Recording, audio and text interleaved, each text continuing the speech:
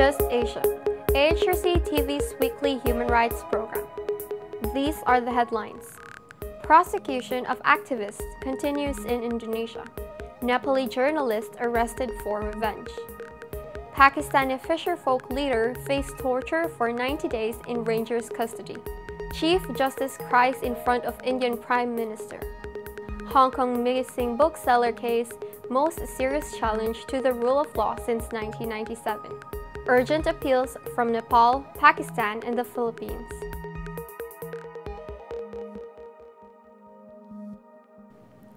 Welcome to AHRC TV's Just Asia. I am Julia Roblando. This week, Just Asia continues to report on the prosecution of Indonesian activists for crimes against public authorities. Attacked and arrested for protesting outside the presidential palace on 30th October 2015, 23 laborers, 2 public lawyers, and 1 university student have since been falsely charged.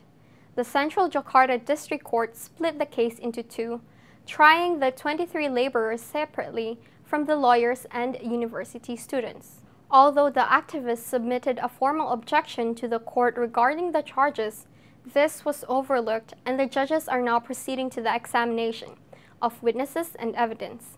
Hundreds of labor activists have been demonstrating peacefully outside the court, calling for an end to the unfair trial and criminalization of the activists. To learn more about the labor protest, Just Asia presents the speech of Michael, a labor activist, and short interview with Chris Biantoro, program officer of the AHRC. Bertahun-tahun kita juga gagal dalam membangun persatuan. Kita tidak mau lagi gagal dalam membangun persatuan. Persatuan yang kita gagas pada hari ini, persatuan yang kita gagas hari ini harus menjadi rumahnya bagi kaum buruh Indonesia, harus menjadi motor untuk konsolidasi gerakan buruh dan rakyat Indonesia, harus menjadi motor bagi konsolidasi gerakan buruh baik di Asia maupun di seluruh dunia. Tugas besar dan tugas sejarah ada pada kita pada hari ini. Dalam konferensi kemarin, kawan-kawan berbagai macam federasi sudah memberikan usulan, memberikan ide dan gagasan tentang bentuk persatuan yang lebih ideal dalam situasi objektif yang ada pada hari ini. Berbagai macam federasi juga memberikan usulan tentang program-program yang harus kita jalankan ke depan. Satu hal yang menjadi keputusan bagi kita kaum buruh, baik itu KPKPBI maupun Gerakan Buruh Indonesia, melihat situasi ekonomi politik bangsa Indonesia pada hari ini, di mana penindasan, ketidakadilan, kemiskinan, kesewenang-wenangan terus terjadi di bangsa ini. Kita mengetahui persoalan-persoalan yang ada di pabrik-pabrik, persoalan yang ada di desa-desa, persoalan yang ada di pinggir-pinggir pantai bagi kaum nelayan, persoalan penggusuran di kota-kota, semua mempunyai akar permasalahan yang sama. Prosecution against 26 activists have proven that Indonesian criminal justice system still faces serious problem. The government has yet performed a serious effort to reform its national legal system in line with the international human rights instruments to which the Indonesian government as a state party, for instance, the International Covenant on Civil and Political Rights, that guarantee and protect the right to freedom of expression and assembly.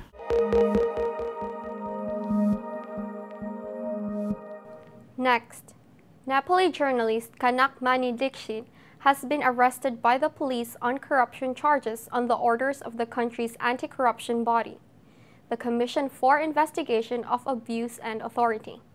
According to the CIAA's press release following Dixit's arrest, he was taken into custody because he failed to cooperate in the investigation into his finances. The CIAA has accused him of using his position as the chairperson of public transportation to illegally amass wealth. However, Dixit is innocent unless proven guilty, and until the investigation is completed, the CIAA must not treat him like a common criminal.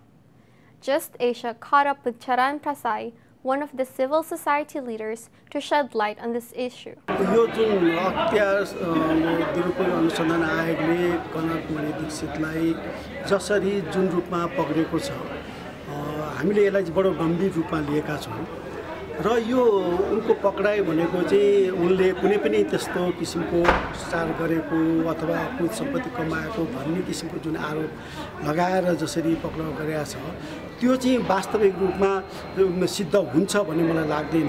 यो एउटा व्यक्तिगत रूपमा एउटा प्रतिशोधको भावनाबाट चाहिँ उत्पन्न भएको यो गिरफ्तारी हो अथवा त्यो आरोप लगाइएको हो भन्ने मलाई लाग्दछ। लाई चाहिँ उसले चाहिँ संयुक्त त्यो जेनेभामा गएर संयुक्त राष्ट्रसङ्घको मानवाधिकार जुन समिति हो त्यहाँ गएर जुन युपीआरमा आफ्नो कुराहरू राख्यो त्यो त्यसमा चाहिँ सरकार प्रमुखले जुन एउटा आपत्ति अथवा त्यो सरकारको जुन प्रमुख प्रधानमन्त्री केपी शर्मा ओली हुनुहुन्छ उहाँले आयोगका सम्पूर्ण पदाधिकारीहरूलाई बोलाएर जसरी एउटा अशिष्ट तरिकाले उहाँले असन्तुष्टि पोख्नु भयो त्यो एकदमै आपत्तिजनक छ। हेर्नुहोस् त्यो गर्न खोजेको एउटा कुरा के छ भन्नुहुन्छ भने भोलि गएर चाहिँ अथवा तपाईको अहिले विद्यमान जुन सरकारको एउटा मानसिकता हो एउटा शासन प्रणालीको मानसिकता हो हामीले जे गर्दाखेरि पनि तिमीहरूले बोल्नु हुँदैन तिमीहरूले आवाज उठाउनु हुँदैन तिमीहरूले राष्ट्रिय अथवा अन्तर्राष्ट्रिय रूपमा चाहिँ कुरा उठाउनु हुँदैन भन्ने एउटा चाहिँ एउटा सन्देश चाहिँ दिन खोजिएको छ र एउटा कल्चर अफ साइलेन्स डेभलप गर्नलाई चाहिँ यो मुलुकमा खोजिएको छ। तपाईले भने जस्तै अहिले धेरै साथीहरू डराएर पनि बसिरहेको छन्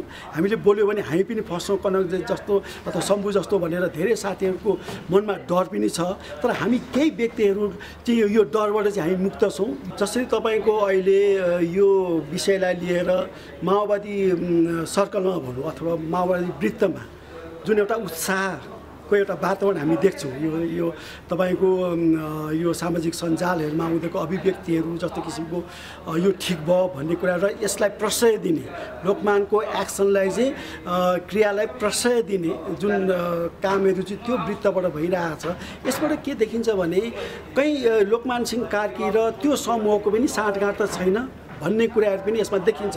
म यो किन भनिरहेको छु भन्नुहुन्छ भने अहिले जुन पीडितहरूले जसरी उजुरीहरू दिनलाई पनि अहिले डर त्रासको वातावरणहरू क्रिएट गरि नै रहेको छन्। तपाईको अहिले पीडकहरूको चाहिँ एउटा सङ्घर्ष समिति गठन गरेका छ प्रतिवाद गर्नलाई एउटा सङ्घर्ष समिति नै गठन गरेका छन् र लयर्सहरूको उनीहरूको एउटा समूह नै गठन गरिरहेका छन् र ठाउँ ठाउँमा चाहिँ एउटा डर त्रासको वातावरणहरू चाहिँ उनीहरूले सृजना गरिरहेका छन्। अहिले पीडितहरू तपाईँको के छ भन्नुहुन्छ भने उजुरी दिनलाई पनि जान डराइरहेका छन् र यो डरको अवस्था चाहिँ हामीले यदि यसलाई तोड्नलाई हामी मानवाधिकार समुदाय सकेनौँ भने तपाईँको यो पीडितहरूको चाहिँ यो उनीहरू त अब एकदमैसँग निरीह त हुन्छन् र मानवाधिकार समुदाय पनि कमजोर हुँदै जान्छ।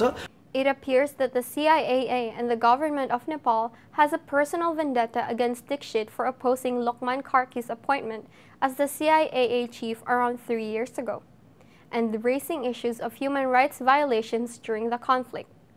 The Asian Human Rights Commission also fears that the government is taking a silent but repressive approach to discourage journalists and activists from raising conflict-era human rights violations at a time when the Truth and Reconciliation Commission is taking complaints from conflict victims.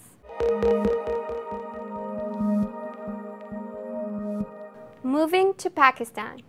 Human rights defender and fisherfolk leader Mr. Saeed Baloch was tortured and manhandled for 90 days by the Pakistan Rangers. The paramilitary group was seeking revenge against the fisher community who have been resisting extortion and the abduction of catch from their fishing launches. After completion of his court-sanctioned 90 days custody, Mr. Baloch was handed over to the Karachi police.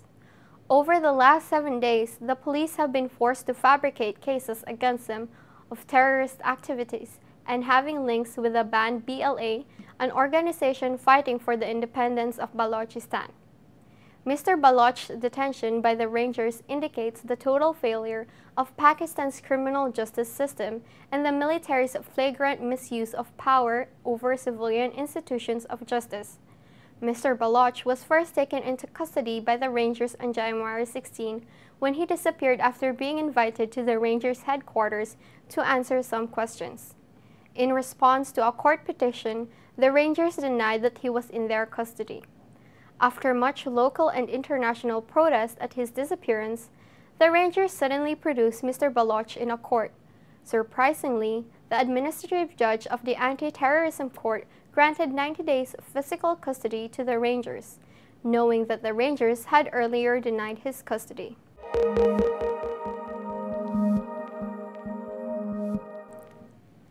Moving to India, the country's Chief Justice, T.S. Thakur, spoke on Sunday at a meeting of judges and chief ministers attended by Prime Minister Narendra Modi. He made an impassioned and emotional plea to Mr. Modi to urgently fill the vacant posts of judges and create more courts to deal with the mammoth backlog of cases facing the judiciary. His voice choking, he even wiped away tears as he tried to convey the gravity of the situation. Just Asia caught up with Executive Director of the Asian Human Rights Commission, Bijo Francis, to hear his thoughts on this.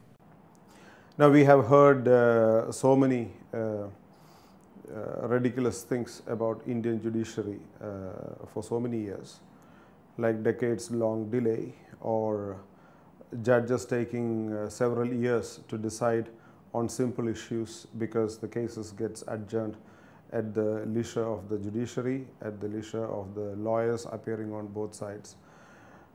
We have heard so many other things which are also equally shameful, which is like court records being found lost, judges passing very questionable or unconstitutional orders and so on. But this is the first time where the Chief Justice of India, like a child, was crying in front of his entire subordinate judiciary, at least that of the High Court and that of the Supreme Court, and the Prime Minister of India, and also, very openly accusing the government that it has not done enough in filling up the vacancies that have been left open for several years. Appointment and filling up of vacancies of judges in India is not going to ultimately deal with delay. If delay need to be addressed, if the injustice what has been carried out day in and day out in the name of justice dispensation in India has to end, and if, like the Chief Justice who has cried now, after at least 2-3 decades of India's people having been crying left and right, saying that this is not justice, this is not an institution which is capable of delivering justice, if that has to be addressed, you have to address the criminal justice institution process, institution as a whole. And the starting point of addressing that is putting the policing in India in order. First of all, the country should have a policing policy. Since independence, India has not on paper declared, well, this is our policing policy.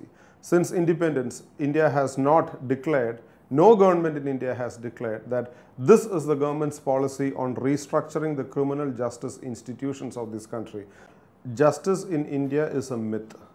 It is neither experienced nor guaranteed in the country.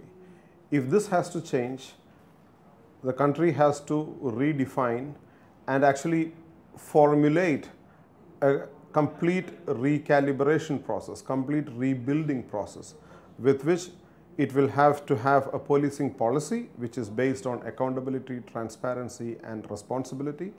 It will have to have a policy on it means the country. The country will have to have a policy which is also on accountability, transparency and professionalism of public prosecutions. The country need to have good judges identified and appointed to the judiciary, and all the vacancies in the judiciary filled, and perhaps double the capacity, the number of judges and courts in the entire country. So what is required in India, if there need to be the real felt experience of justice, is for the entire justice instrumentality of India, or the mechanism of India, has to be pulled down and rebuilt from scratches, with on one guarantee that the main purpose of justice institutions in India is to guarantee freedom, dignity and equality before law of all individuals, of all citizens. Without this policy being put to practice, it is impossible to receive or realize justice in India.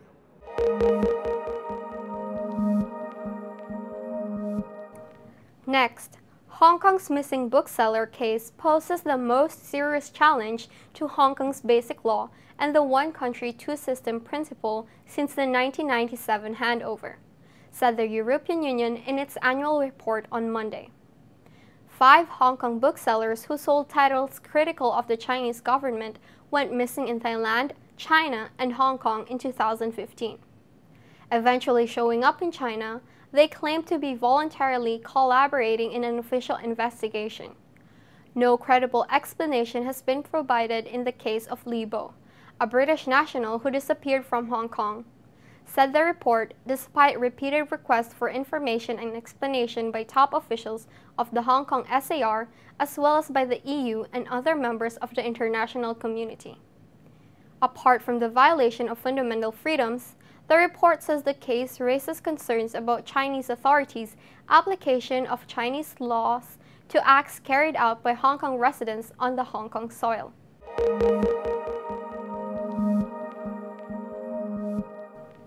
Finally, the Urgent Appeals Weekly features 3 stories from Nepal, Pakistan, and the Philippines.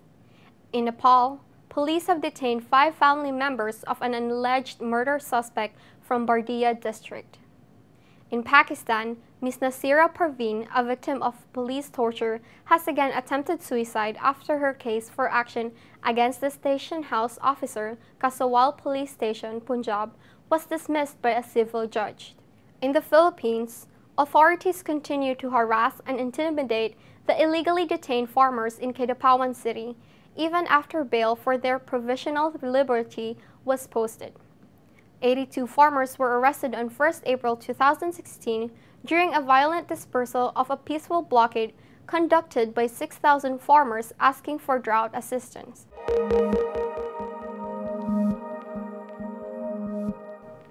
That is all for this episode of Just Asia.